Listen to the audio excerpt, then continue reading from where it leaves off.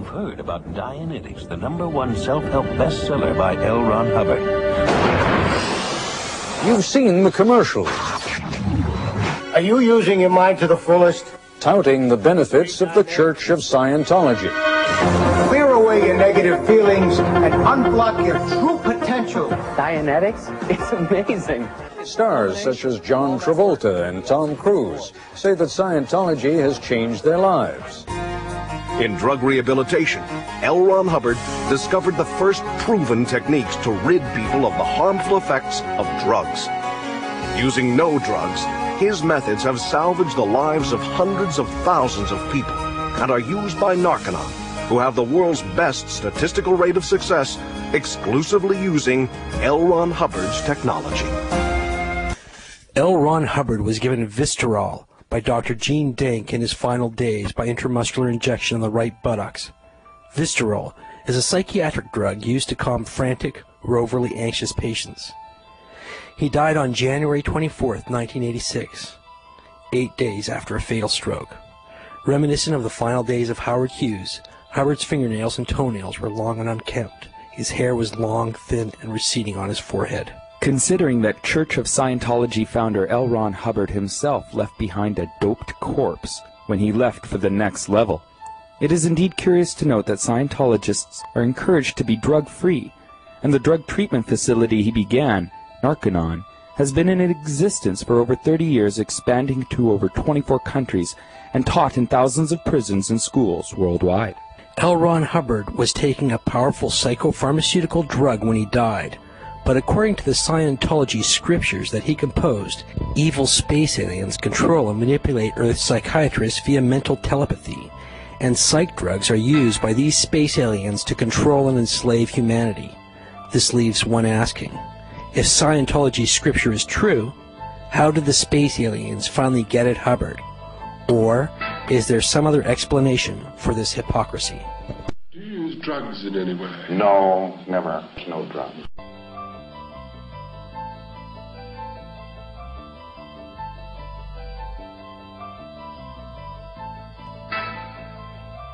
What do you make of science? I only made it around 200 pages into Dianetics, and my head exploded like I was in a David Cronenberg film.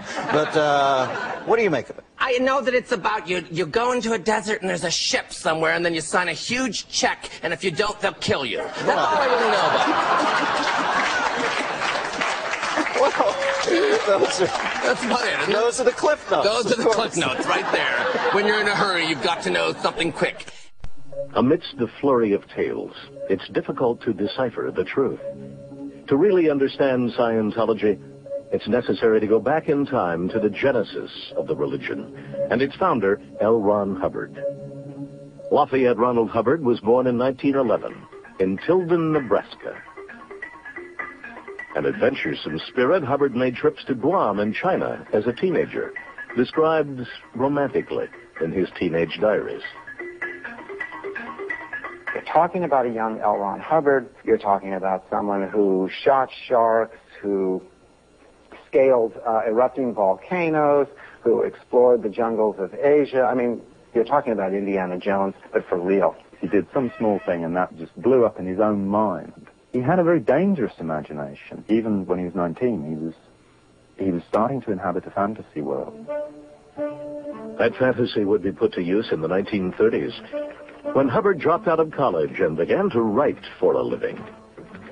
Unusually prolific, Hubbard moved to New York and became a popular writer of adventure and science fiction stories. But those who knew him recalled that Hubbard had other ambitions.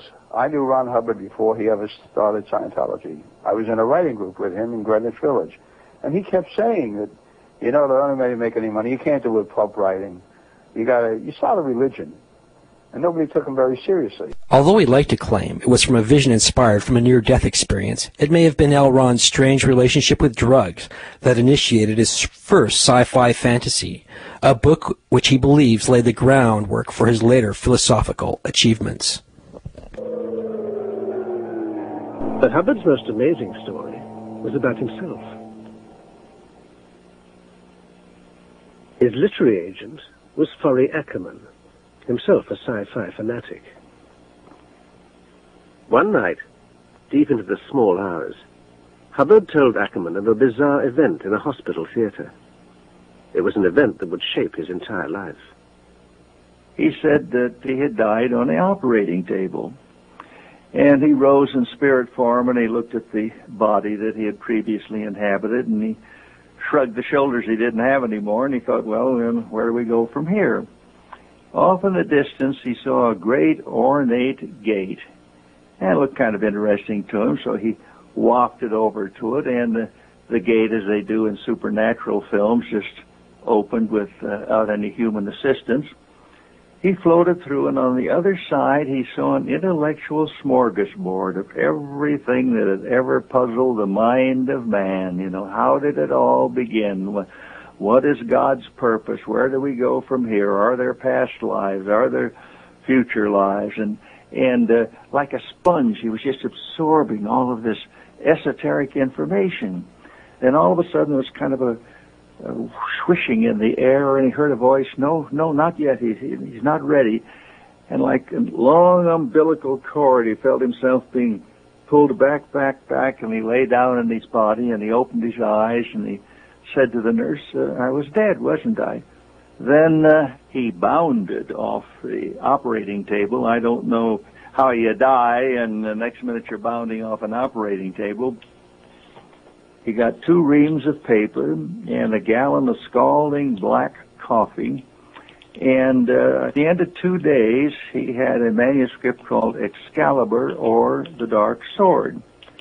And he told me that whoever read it either went insane or committed suicide. And he said the last time he had shown it to a publisher in New York, he walked into the office to find out what the reaction was.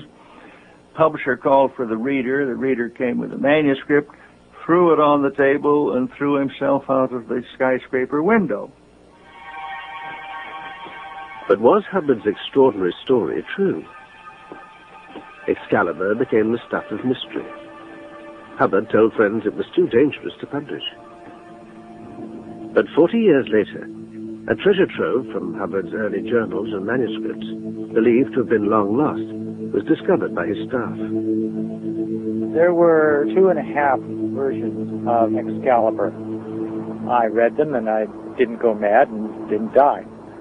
They also include the information within related writings that these came out of a nitrous oxide incident. Hubbard had a couple of teeth extracted, and it was while under the effect of nitrous oxide that he came up with Excalibur. Hubbard's death was in fact an hallucination under the effects of anesthetic. So what was the intellectual dish he'd fed on? It's not particularly revolutionary. The key to Excalibur was this great realization by Hubbard of survive as being the one command that all existence and all life and all people have. That became the basis for a lot of Dianetics and a lot of Scientology. This idea had a profound impact on Hubbard.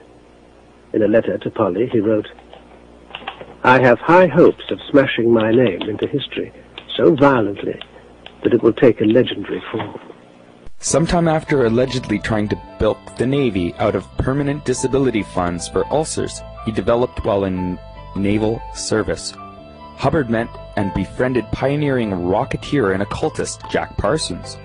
Besides being one of the founders of Caltech, Jack Parsons had the dubious honor of being the only pothead with a crater on the moon named after him. Hubbard and Parsons shared adventurous and creative spirits. The two apparently shared another fascination, that being a taste for the occult works of Aleister Crowley, the English magician who fancied himself the Beast 666 of the Book of Revelation. In 1945, after a 4-year stint in the Navy, Hubbard became involved in ritual magic with a protege of British Satanist Aleister Crowley.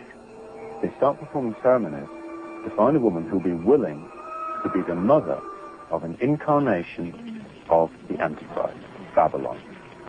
Sexual ceremonies were performed between Parsons and Karen